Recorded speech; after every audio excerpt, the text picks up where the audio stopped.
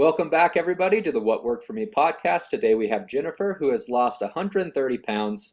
She's actually done it a couple times. She's battled some regain. I'm really excited to dive into her story.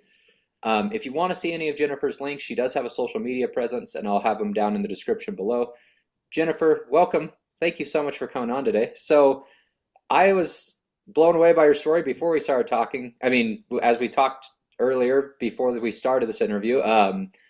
And you said you've lost about 100 pounds to over 100 pounds three times. So we're going to dive into this amazing story and kind of your life journey with your weight. But I always like to start at the very, very beginning. So when you said that your largest, you got up just over 300 pounds.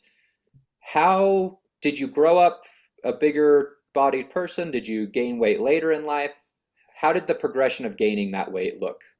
Yeah, thanks, Michael. I appreciate being here. And I had an upbringing with, have you heard the term almond mom by chance? Elaborate, please.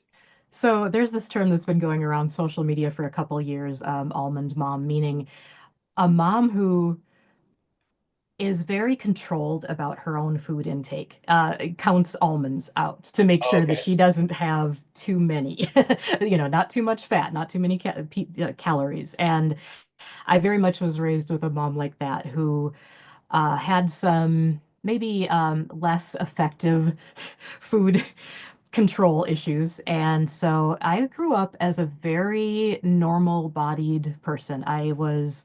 By the time I graduated high school, I was probably a size 8 in women's clothing, which looked really good on me. I was 150 pounds, 155 maybe when I graduated high school. And I'm 5'6", and I really liked the way I looked. I felt really good about it. But unfortunately, it was because our food intake at home was very strictly controlled, and we had a very rigid kind of dinner formula that we followed. And in the meantime, I had developed like binge eating disorder. And sometimes if I would go babysitting or if I would have snacks at a friend's house, I'd go absolutely just ham on those snacks. I would just, Right. eat more and more and more. I actually got fired from a couple of babysitting jobs because I ate like all the snacks. And it was really embarrassing, and I didn't know what I could do about it or what was causing it. And as I got older, after I moved out of the house when I was 18 and had kind of free reign over my own schedule, this happens with I think a lot of people that maybe had their food intake controlled for them. Yeah. Yeah, I kind of went nuts. And so from, 18, 19 on, I steadily gained weight every year. And I tried exercising, I joined gyms. By the time I was like 20, 21, I was joining Jenny Craig, Nutrisystem, Weight Watchers. At that point, I was probably about like 30 pounds overweight. So kind of in the like 180s. Yeah. So, and I just wanted to look good and feel good. And unfortunately, I have really bad joints. So I put my knees out a couple times and ended up not really being able to keep up with my activities that I wanted to do. And then the weight really started piling on. And I've struggled with some depression, some major depressive disorder, and some dysthymia all my life. And kind of went through some not as effective treatments like in my 20s. So was struggling with a lot of depression and stuff too. So that's really when I started uh, having that weight become a lot more noticeable, both to me and to other people. So I got married pretty young. I got married when I was 21, and split up from my first husband when I was 24. I got remarried when I was 25. And I remember at 25, I was, what did I weigh at that point? I was 208 pounds. Um, and still like a size 14, size 16, still felt So it was really a pretty comfortable. gradual gain then. It sounds like about Yeah. 10, maybe 15 pounds a year type thing. It wasn't Yeah. too Yeah. crazy. I was definitely on the track that I was gaining weight. I was not staying steady. I was not losing weight, but yeah, but it wasn't. 100 pounds overweight yet. Yeah. But when I got remarried, my second husband and I, he was a very overweight person, very tall, very large. And he and I, unfortunately, I tried to kind of maintain a little bit of a handle on my caloric like intake. Yeah. He and I, unfortunately, that just went straight out the window. And we were together for about 11 years. And over that 11 years is when I went from 208 when I met him to about, yeah, 304 pounds at the point that we split. And that put you in So, mid 30s, right? About 36 somewhere. yep, you got it. You got it. I'm 52 now, by the way. Okay. So this is like way back when. Yeah. So during that 11-year period, you said it was just kind of feeding culture, then kind of eating culture. It Yeah. switched from Yes. this hyper restrictive culture that you were raised with, the Yep. almond mom term that thank you for Yeah. telling me about this too. Now you have someone who probably also maybe has an emotional tie to food or naturally kind of eats more food, and then that was Yes. replaced and it just slowly added and added. Yeah, and in that time period was one of the times that I lost 100 pounds even because in around, I think it was around 2001, 2002, we went out to eat with some friends and it was a male-female couple of ours. And I noticed that the female half of the couple, we had ordered burgers and fries. We were just like at a burger and fry place. And she ordered the burger without a bun and with no French fries, with just vegetables on the side. And I was like, what's that? Kind of And a low carb strategy is probably what she was looking for. yeah, yeah. And she was like, well, it's like if you don't eat potatoes and bread, you lose weight. And I was like, really? And she's like, yeah, there's this thing called Atkins. And it was really before, the low carb thing started. Right, right. Atkins was kind of still, the term out there. And I was like, are you serious? I can lose weight just by cutting out bread and potatoes? And she's like, essentially, yeah. So I am a huge reader and learner. So, of course, first thing I do is, run to the library, then buy a whole bunch of books on Amazon. I was an Amazon customer since 99. So Back that was my first thing. before Jeff Bezos had yachts and, you know. Yeah, yeah. Yeah. I helped build him a yacht, I'm sure. So yeah, so I bought Atkins books and I bought low carb books and I read about the physiology of how your body, burns the carbohydrates and the fats and it doesn't burn carbohydrates and does burn fats and how it, can burn some of the really bad, organ surrounding fat and Yeah. how you can also go into ketosis. So you have to do your ketosis measuring and stuff. And my ex-husband and I, my husband at the time and I, we went into it full bore. I mean, we went hard. Like we went the entire prescribed regimen, like starting with zero carbohydrates and going up to no more than 20 grams of carbohydrates a day. Okay, wow. And we kept that up. And I did lose. Oh, actually, and it was with the blessing of my doctor too. I actually did do this with the blessing of my primary care physician.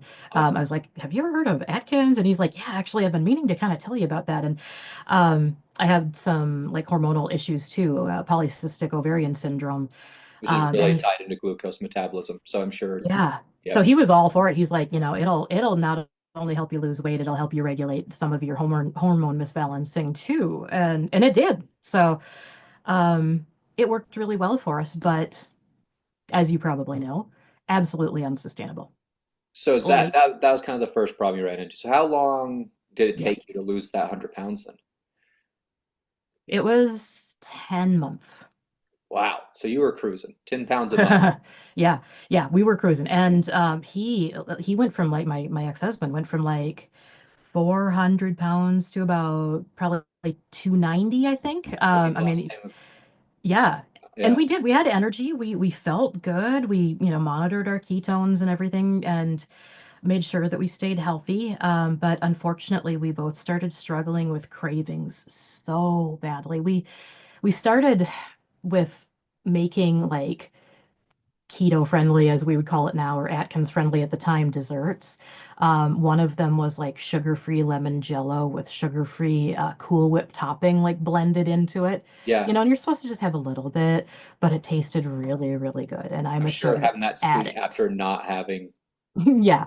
And so, it would be like a little bowl of the lemon whip, and then it would be like a really big bowl of the lemon Yeah. whip. And then it was like lemon whip every day. And we started having all the really crappy, processed manufactured like Atkins um candy bars. you know, and it was just, it started being like from a once a week treat to, several times a day, like, dessert after every meal kind of thing and a snack. And that pretty much just tanked it right there. We started gaining back a little bit of weight. And once we started gaining back a little bit of weight, it was like let's just scrap the whole thing. And then we were just back to our unhealthy, regular eating. And Makes sense. yeah, the weight came back on as fast as it went off. And so never really did anything again in that period of time that he and I were together to try to lose weight. And got right back up to that same 304 pounds before I Kind of was like, found that that's high it. ceiling point. I don't So, want to go past that again.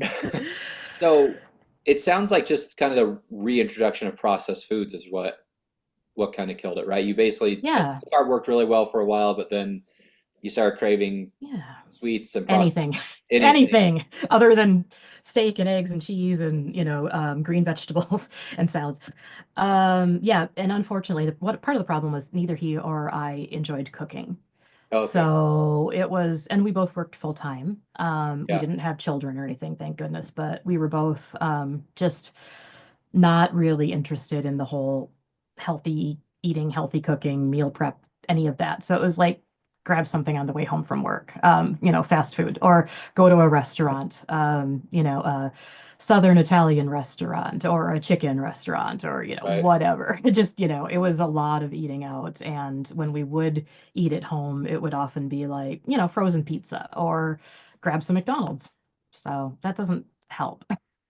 So take me through kind of what it feels like to regain that 100 pounds. How is that? I know you said you had some emotion, like some mental health things earlier. Yeah. Did Yeah. that wrap into it? How was it Oh, during yeah. the Yeah. regain of that 100 pounds? Yeah. Well, I'll tell you honestly that the reason that my ex and I separated is because he had extremely bad anxiety disorder and he did not get treatment or wanted to get treatment. A lot of depression too. And I said if we would not go get treatment together as a couple, if we wouldn't get some couples counseling, or if he wouldn't get treatment on his own, then it was over. Yeah. And that is exactly what happened because he would rather lose the relationship than get counseling. So that that And was that right struggle, around the same time as the regain? yeah, that was very much concurrent. And the regain was probably about, well, the weight loss was about 4 years into our relationship, 4 or 5, and then, the regain happened after that. So we were still together for another 5 years after the Okay. regain. And I started getting therapy toward the end, and that was where I was able to kind of get the strength and courage to, strike out on my own. But definitely his increasing anxiety ended up affecting me a lot because I'm very much a people person. I love going out and doing things and being around people and enjoying activities Yeah. and the more his anxiety grew, the more controlling he became to me. And it was to the point where I couldn't spend time with my friends or family without him kind of getting really um unhappy, very surly, very like, when are you going to be Yeah. home? Yeah. Like, don't go out. I don't want you to go out. I can't believe you're leaving me alone here at home. Those kinds of things. And Yeah. that just, so then I started becoming more isolated too, which just fed into my depression. And, the more kind of trapped you feel, then I started feeling trapped in my body because I Right. couldn't do the things that I wanted to do. I couldn't even like ride my bike anymore because my knees hurt so bad and my back hurt too much to take walks. And it was such a trapped feeling in both the way that I felt about myself, the way that I felt about my prospects for health, the way I felt about my prospects with my personal life, my emotional life. I felt very helpless. I felt very depressed. I didn't have a lot of positive emotions when I thought about the future. And that's when I realized that was pretty much when I knew that something had to change or I had to leave. Yeah. So, And so it sounds like you ended up leaving, and then was the second time you end up losing that weight soon after that, or yeah. So through kind of, I'm going to quote, no fault of my own, through through a happy, unlucky incident. I happened to meet a guy pretty much right as I was leaving my second husband. And in my therapy, I was like, I can't be friends with this guy because I know how my mind works. I Yeah, know that if we're friends, I'm going to end up falling in love. And if we fall in love, then I'm very much a yeah, serial long-term monogamous. So we're just going to end up like spending the rest of our lives together. And I don't want that right now. I'm literally just getting right. split from a 11-year relationship. And so my therapist is like, well, okay, how do you feel about not being friends with him? And I was like, no, I want to be friends with him. And she's like, okay, then I guess you have your answers. So basically, I ended up, it's been 16 years and I'm still with the same guy that I started being friends with as I was splitting from my Okay, second husband. so So pretty quick after you got, and so did you, is that's the time period you started losing the 100 pounds for the second time?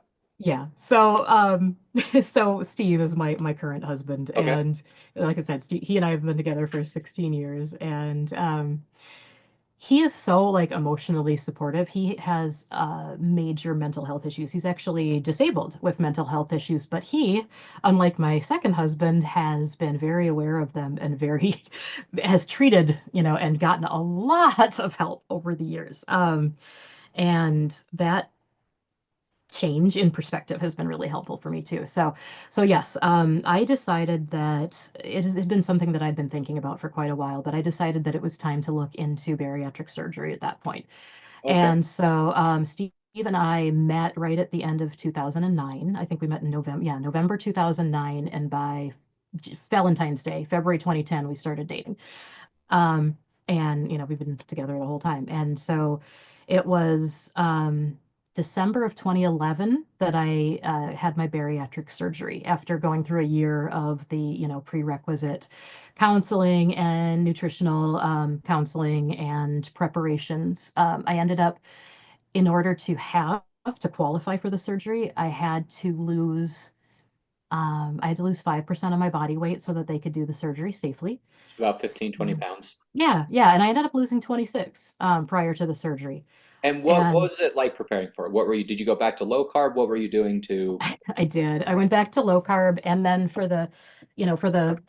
I think it was I don't remember now, 3 or 4 or 5 days before the surgery, I had a very prescribed diet that I had to do with just like broths and things like that.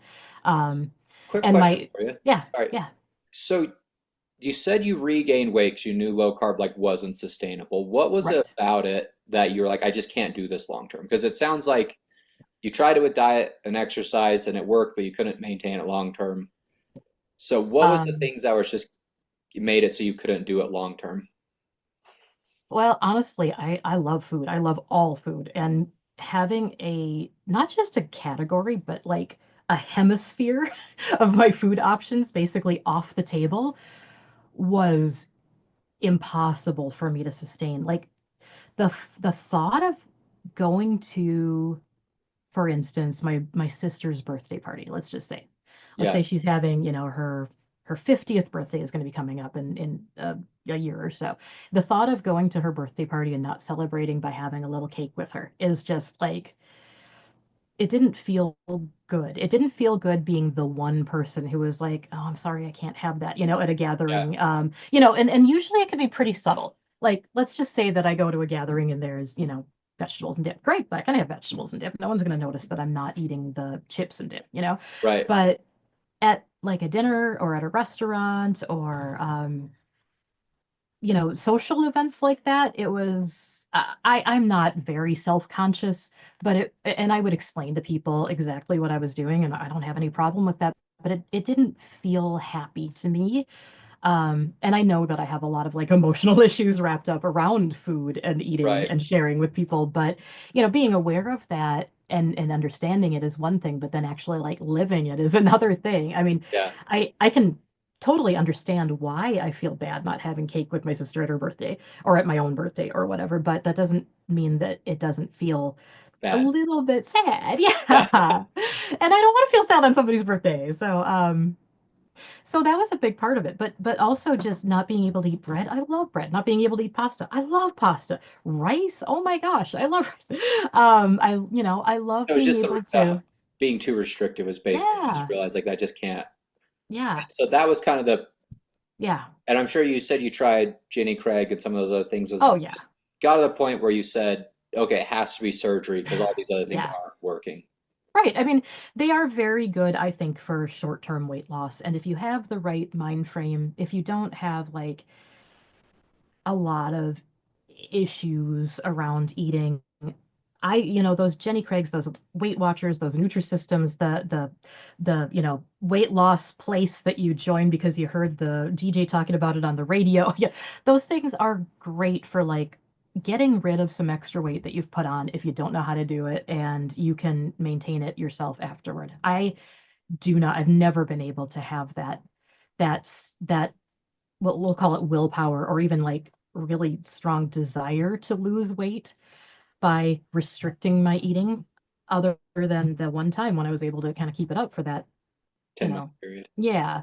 And we were slipping pretty bad at the end of that 10 months. Yeah. Um, and then the maintaining it, it's like I'm a person who does not do well with deprivation. And if I feel like I am depriving myself or someone is depriving me, I can handle it for a week, and that's about it. Like one time I decided to try to do like completely sugar-free month, and I picked February, the shortest month. This was about, I don't even know, this might have been about 10 years ago, just to see if I could do it. I couldn't do it. And I really wanted to see if I could make it a month without sugar, any sugar. I mean, and to the best of my ability, unless it was something that I hadn't realized, like maybe I hadn't realized I'd had some ketchup with a few grams of sugar in it, Right. for example. Like, I'm not going to go crazy on myself for that. I'll avoid it if I know about it. And I tried to avoid it. But yeah, no, I made it 20 days and I'm like, I'm breaking down. I can't do it. And the probably, do you think that's just a reflection of like the hyper restricted youth? Do you think with, It's a big part of it, I think. And I've gotten a little bit of counseling along the way, specifically for binge eating disorder and overeating disorder. And I've never really been able to, it's never really helped me the way that just general therapy or counseling helped. I could never get that piece of my life better. You know what I mean? yeah, And so I never really, unfortunately, I never really kind of followed through with long-term therapy to try to work on like eating disorder, disordered thinking around eating. And so when I got my bariatric surgery, surgery? I had the full Roux-en-Y, the gastric bypass Yep, in the yep. full sense of the word in December of 2011. And I completed that, 100-pound weight loss. I hit literally exactly 100 pounds lost. I mean, to the pound before I started gaining it back again. And I basically, as they call And it, how long did that take you to lose? And yeah, how let me was the think about eating that. during that period? Because I know that that was probably a pretty jarring change to in nutritional intake. Yeah. Yeah. Obviously, it physically restricts how much you can eat. It doesn't really restrict by type of food as long as you eat your protein first. It's extremely important with a very small amount of food that you're intaking to eat protein first and foremost, and then to move on to like vegetables. And then if you have any room left, a bite, then have a carbohydrate or a starch. Yeah, Um, and with a gastric bypass, it's really important to not drink fluids while you eat because you can literally wash the foods right through you. And with a gastric bypass, people may or may not be aware, but you actually have the reason they call it a bypass is because not only do you separate a giant part of your stomach out to become just a little tiny pouch about the size of your thumb when the surgery is done, but it also bypasses about 14 inches of your intestine. yeah, that And first 12 inches, the duodenum, because 12, yeah, I couldn't remember if it's 12 yeah, or that's where 14. your body Yeah. absorbs most of the calories. So Yeah. you So, bypass it. yeah, by bypassing that, not only are you not absorbing a lot of the fats in the food that you eat, but you also aren't absorbing, like you said, calories, and you're also missing out on some nutrition being absorbed as well. So Right. that's why it's really important that you are very careful about the food that you intake. So I did. I followed my eating plan, and I ate my proteins first, and I didn't drink for a half hour before or after meals, and drank my water in between and everything. But my binge eating, overeating basically I out ate my stomach, as as people unfortunately can do, meaning that I would eat until I was extremely full. Um, and it was like an emotional thing. I didn't Yeah. feel like emotionally okay until I was full. I could not seem to emotionally stop, generally speaking, if I was like satisfied. Like they teach you, eat until you're satisfied, not until you're full.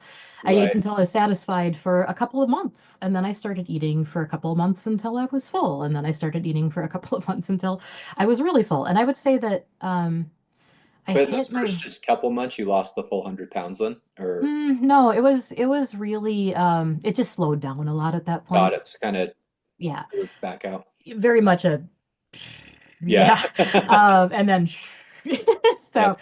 I think it took to hit that 100-pound loss. I honestly don't remember when I hit that, but I want to say it was within the like 10, 11 month range again. Okay. I'm pretty certain. I'm 75% sure on that. But it really slowed down at the end of that, and it probably took me, and again, around that time again to basically gain it all back within a year for sure. Within a year, I lost it all. Within a year, I gained it all. But a year later, I gained it all back. And so how did you experience any of like, because usually there's a lot of negative side effects when you overeat after surgery. Were you experiencing those things, and were they just not enough to, you just didn't get them? They I know I've heard a lot about like the what do they call it? dumping disorder or Thank you, dumping yeah, syndrome. Every yeah, once in a dumping syndrome. Sorry, yeah, Yeah, every once in a great while, if I'd have like, for example, if I drink like a can of Coca-Cola, yeah. and yeah, I would get really shaky and awful at that point. Other than that, never had any issues at all. I would sometimes get low blood sugar. I'd get some hypoglycemia, like if I had had a meal like kind of the size that I was supposed to, but I did include sugar.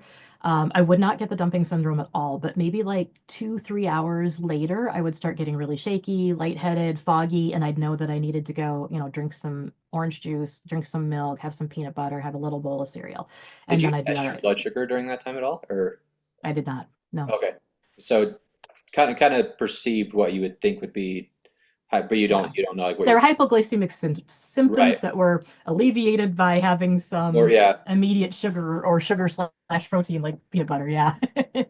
interesting. And so when you're and you said it just kind of came back to you just kept following kind of the same eating behaviors you did before, where you kind of had to eat up to a Yeah. point where you were very full, and Yeah. And I was very lucky in that my husband, Steve, he likes to cook. However, very that unlucky in that he does not have the knowledge, the skills, or the interest in cooking healthy foods. right. So still eating not great. So with the second time when you start regaining, and you said you gained back the 100 pounds, Yeah. what was going through your head as you were regaining the weight? How did that look? Okay, so I was of two minds. One half of me was disappointed in myself. One half of, that same half of me was also embarrassed. Um, that half of me was also kind of like resigned, just to like, well, this is it. This is my life. Drastic efforts to lose weight. A big chunk of weight comes off, and then I'm just going to put it all back on, plus potentially more. Yeah. Um, and so it was very much a sense of like giving up. And I guess so. I guess when I say that was half of my mind, that was really about 3/4 of my mind actually was split in between a quarter disappointment, a quarter embarrassed, a quarter resigned. And then I had a quarter of my mind that was like, it's okay, fat acceptance. Acceptance of my own shortcomings, my own issues, my own inability to maintain weight loss. I accept it. I'm okay with it. I'm just gonna live my life like I would anyway. I mean, not that I wasn't, but Yeah. and not really. care about it anymore. Not put a big, I'm not going to make it my like focus anymore. My weight is no longer my focus, says a quarter of my brain at that point. And were you during this time, did you like exercise at all with this, or was it all mostly just trying to drive through nutritional changes? It really was. I would join a gym for a very short time and then not stick to it. I have, like I said, I have really bad joints. I have a bad back. I have a bad neck. I have Yeah. horrible posture. And unfortunately, the exercising would, especially when I was up again toward, the 300-pound mark. I never actually passed 300 pounds after my bariatric surgery. I got up to 298. And and I kind of like wouldn't sort of let myself get past that point. Not that I really was working much at it, but it was kind of a psychological and physical barrier that I did not want to pass again. And so I kind of, kept a little mind out for it. But it was very difficult for me to exercise when I was that large. Again, my knees and my feet and my ankles took so much pounding from the excess weight I was carrying that it was extremely hard. I couldn't walk more than literally the length of a block, just like a suburban And then block. they just everything gave out. I was, well, yeah, I was in so much pain I had to get home. And so I could do some gym machines and stuff like that. And it was fun, but I've never enjoyed exercise. I've never enjoyed athletics. I've always been a reader, a sitter, a couch potato, a TV Yeah. watcher. And so like getting myself to exercise when I knew that it was causing me a lot of like physical pain was even harder than trying to exercise when I wasn't in physical pain when I was smaller again. So, yeah, no, there wasn't a lot of exercise going on, unfortunately. Okay. And so then this kind of brings us up to the third and final time, right? The current time. Yeah. So Yep. hit like 298, and then Yeah. something changed again. You're like, hey, I want to try this for a third time. What Yep. what kind Something of happened? changed. So my doctor at that point, and I had moved after Steve and I got together. I moved out to kind of a little smaller town, about an hour drive northwest of Minneapolis, where I live again now. So I was in this other area and had switched doctors, here and there. And my doctor at that point, this is now 2021. Yeah, 2021. Yep. That's at the end of 2021, December. I get my annual physical, and my doctor says you have gone from um, your A1C has gone from worrisome to pre-diabetic.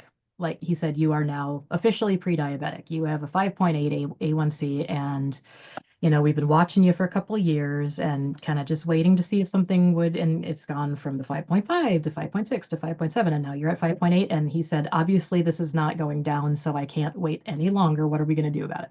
Yeah. And I said, yeah, okay, yep. Well, I've been reading a little bit about, these new medications that have come out recently. People are, just like I've read a couple of things. I've read like, an article in a magazine somewhere, and I saw like a research study quoted in a newspaper about this, like I think it's called GLP-1. like yeah, exactly. But Yeah. at the time, 2021, it Yeah. wasn't quite as I'm like, I think they're called GLP-1s, but I know it has a lot to do with hormones. Do you know about these? And he's like, yeah, I've been reading a little bit about it too. He goes, that's a really good idea. And he knew at that point, I'd been seeing him for a few years. He knew about my history of Yeah. many, many, many attempts at weight loss and how I just would regain. And he actually, it was an integrative health clinic. So they did like some functional medicine and things like that. So um, he was very open to some like alternative health type approaches. But I'm like, I'm 298. My ideal weight, like realistically, is probably 175. My ideal weight would be like 155, like back in high school again. But like I clearly have well over 100 pounds 100 to lose. pounds. Like, yeah, we're gonna have to do something big. So let's look into this. And so he did. And he found out that not only was I qualified and my insurance would cover it, but I was very fortunate that what I got prescribed was Manjaro, which I feel, just from my use and from talking to people many, many people who use Manjaro and Zepbound, the weight loss approved version of Manjaro, and then Ozempic and Wegovy. Yep. I feel like Manjaro works a lot better for a lot more people. Just like it helps with when people have a lot more weight to lose. And in my case, that certainly was the case. I haven't been on Ozempic or Wegovy at all, but I was really glad that I was put on Mounjaro to start. It was difficult though. I will Do you have a lot not of bad side gloss it effects when over. you first started? I've it's funny because yeah, the first I started it in January 2022, and you start like with I think it's like a 5 milligram, and then you go up to like You're doing 7.5. injections. Yep. Yeah, I was doing the auto pen injection once a week. I think it was like 2.5 I started, then 5, then 7.5, then 10, then it goes 12.5. It goes up at 2.5 Yeah, yeah. milligram intervals as you go, monthly, right? So my system is apparently so delicate. I apparently am extremely sensitive to it because not only did I lose weight like crazy, but I'm also extremely sensitive to the side effects because by the time I hit April, so January, go up and dose February, go up and dose March, go up and dose April. I was at 10 milligrams in April, which isn't even close to where most people like, Yeah, a lot of people are in like the 20-25 range, I think. If I, yeah. 10 milligrams. I get so constipated in April. I don't have a bowel movement for the last 2 weeks of the month. Oh, It was the most uncomfortable thing I've ever been through in my life. I've never given birth to children. I have two kids, but I adopted them. It was miserable. And I had already had like a lot of queasiness and a lot of like stomach upset and a lot of diarrhea at that point, but not enough to make it like worthwhile to stop because I was otherwise, other than those things, I was feeling great and I was losing weight. So once I got that constipation, my doctor and I backed me down again to 7.5, my March yeah. dosage. And I stayed there and I lost weight. And in the course of by the following April, so a year and 4 months, I was down to 173. I beat my realistic goal weight by 2 pounds and um, was still I felt really good, but I still was having some, I still really didn't feel like eating a lot of times. I mean, it wasn't a big deal. I was getting enough nutrition. I was very carefully tracking my intake with my Fitness Pal to make sure that I was getting enough of the macros Yeah, the and that I protein was, stuff. yeah, I did not want to basically like accidentally starve myself or make myself ill for non-medication, medicine reasons. I did not want to. I already have thinning hair and I'm prone to losing hair when my protein is too low. So I wanted to be sure that I was keeping myself as healthy as I could while eating very small amounts. Um, but I'd still just randomly just like throw up. Sometimes I'd eat and I would just be like feeling fine and then suddenly like, oh God, here we go. And this is maybe once a week, once every couple And that's for weeks. the full year. You are still, That was a year and 4 months. Yeah. wow. At 7.5 the entire time, not going up from there. And so you were used to, and all the negative side effects. So it sounds like you had a lot more negative side effects with the GLP-1 drug than with the weight loss surgery, even. Yeah. Yeah. Yep. I So, didn't have any side effects with I mean, other than just the occasional like feeling like hypoglycemia where I'd get kind of shaky and dizzy and weird feeling. and so even all of those things combined, you're like, it's working, it's Yeah. worth it. I just don't even care. Like I'll just Yep. deal with the. Yeah. And it was actually, I'll tell you why it was so worthwhile. There is not only because I was losing weight, which felt really good, and I was still able to eat whatever I wanted to as long as I could stomach the thought of it. Oftentimes it was just Greek yogurt. I would just eat 3 things of Greek yogurt a day, and that's all I could get, or two, and that's all I could get in, like Basically just especially made you early so on. sick that you couldn't eat anything else. Yeah.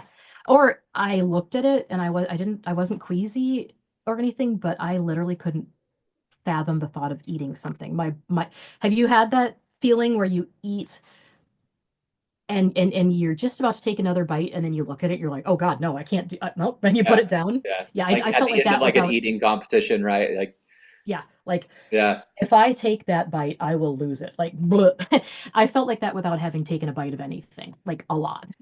Wow. So I wasn't queasy, but the thought of eating anything made me feel like no.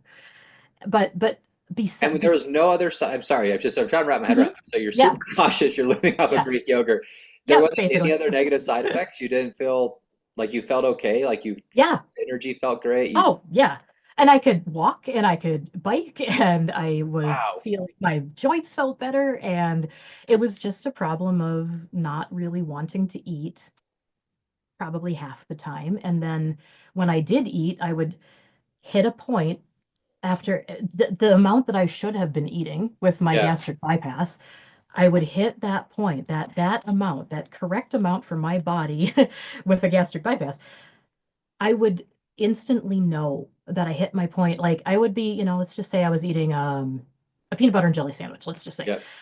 I would take, I would eat like half of the sandwich and I'd go to take like one more bite, the last half of the sandwich bite, and I'd be like, nope, I don't want nope, this. put it down. Yeah, just instantly from like, I'm okay eating to no, the door has closed. There will be no more eating. And it was all like mentally. And let me tell you, the amazing thing, not, I, I still have, I want to like really get into the research of this, but I didn't have the food noise anymore. I did not have emotional overeating anymore. I was not a binge eater anymore. It Because you're stopped. already, I mean, right? Chemically, your brain already thinks you're full, and so then you're not. It was the first time in my entire life, 50 years at that point, the first time I felt like a normal human being when it came to food. And it was incredible. Like I'm tearing up thinking about the change and to not be obsessing over what am I going to eat? Do I have, 18 different snacks around me at my desk so that, whatever I'm suddenly craving, I will be able to satisfy? How I'm going to go out, with some friends. What if we don't eat dinner? Oh my God, what am I going to do? Just being Yeah, so single-mindedly focused on food and eating and wanting to eat and craving sugar, especially. I've always been a sugar fiend. It stopped. It turned off. The voice in my head, and it was unbelievably positive. that's crazy. So are you still taking it then? So I went through some health insurance challenges because I lost my job in April, which is why I remember what I weighed in April of last year. And that was the April of 173, right? Yep, 173. I lost my health insurance, and the health insurance that I was able to get did not cover GLP-1s at all. Um, and I did not have with my job loss, I did Yeah, not have the $1,000+ a month to be able to take it, without insurance coverage.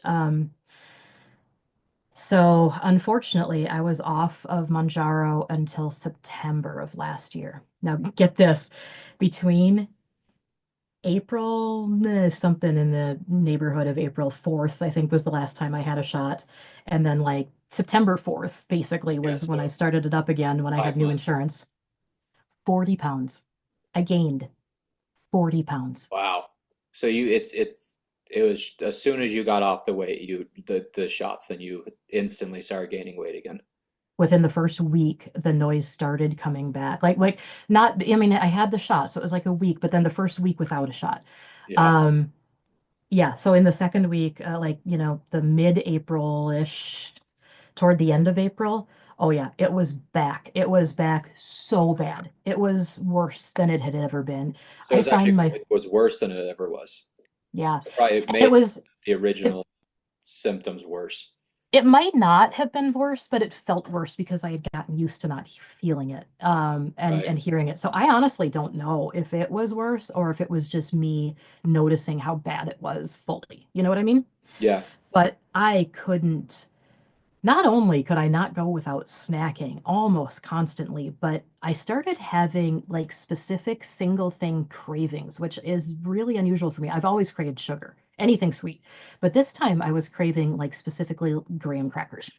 And I would eat like, Had to have those things. yeah, see, it's like, like if I were pregnant, I had to have graham crackers and I would eat them for like, you know, 18 hours a day, like slowly, for 5, 6, 7, 10 days, and then I was on to another craving. That now it would be like, for example, I think I went from graham crackers to ice cream drumsticks. Oh my God, I was eating 3 ice cream drumsticks a day, like for again a week, and then I'd go on to the next thing, or 2 weeks or 3 weeks. So kind of really compulsive eating kind of came back and all of that Oh type of yeah, thing. And then, so at that point, you were probably trying to get back on the drug as soon as you could. desperately.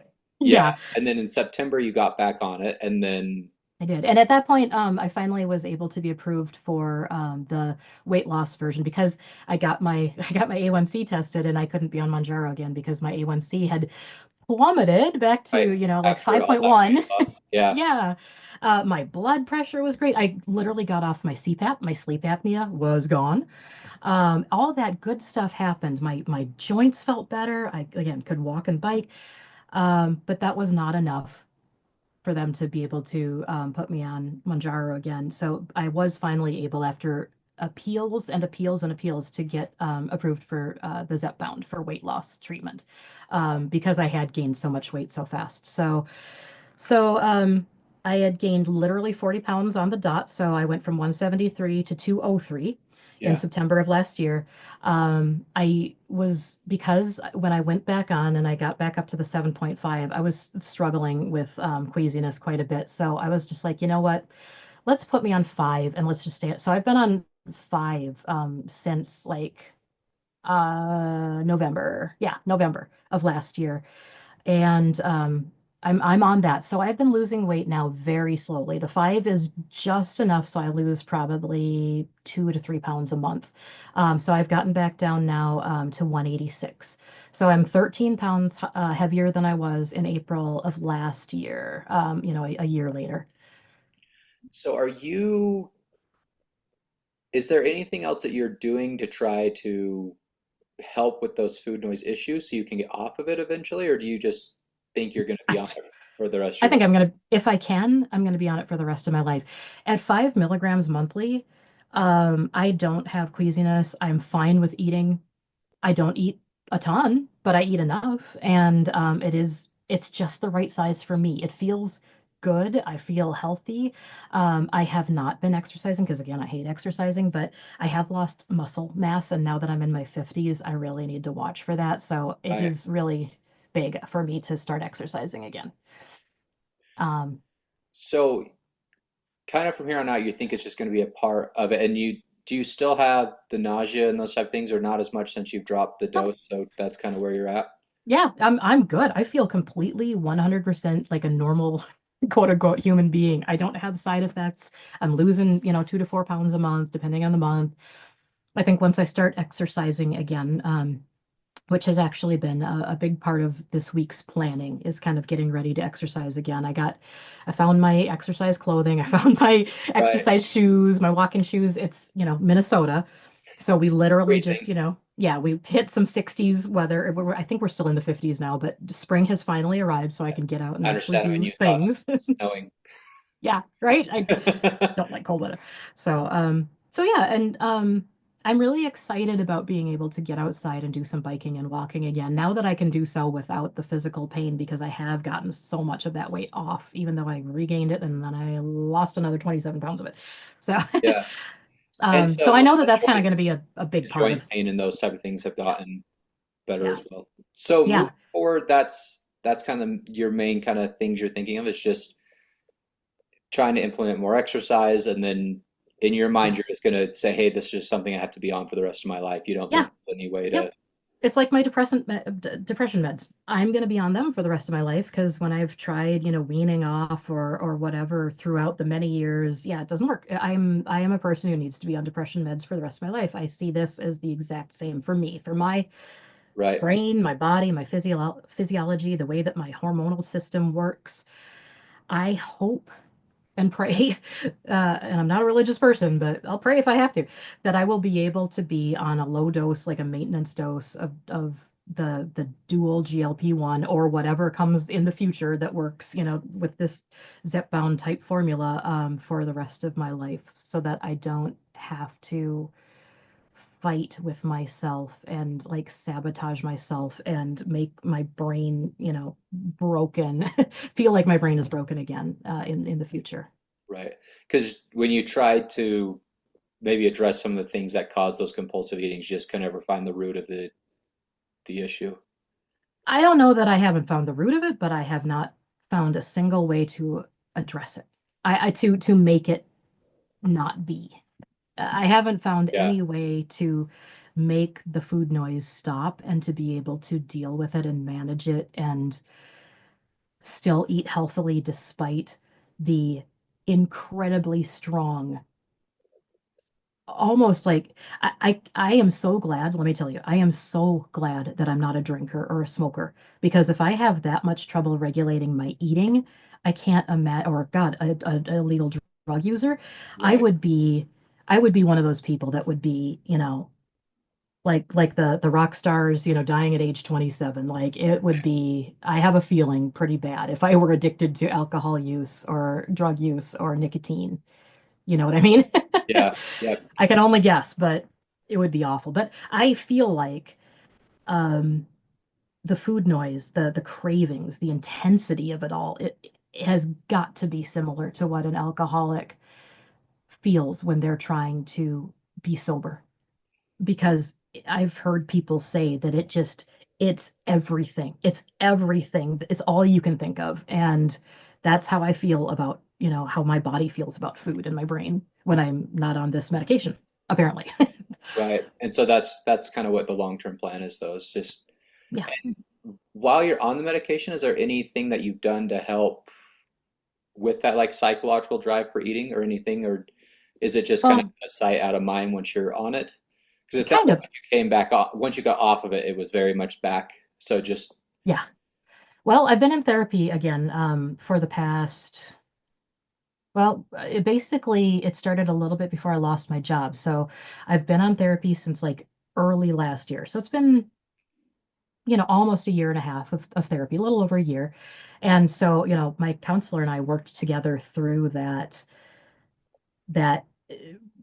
fast regain of weight and that fast reintegrating of the food noise and the cravings. And she's not a specifically a eating disorder counselor by any right, means.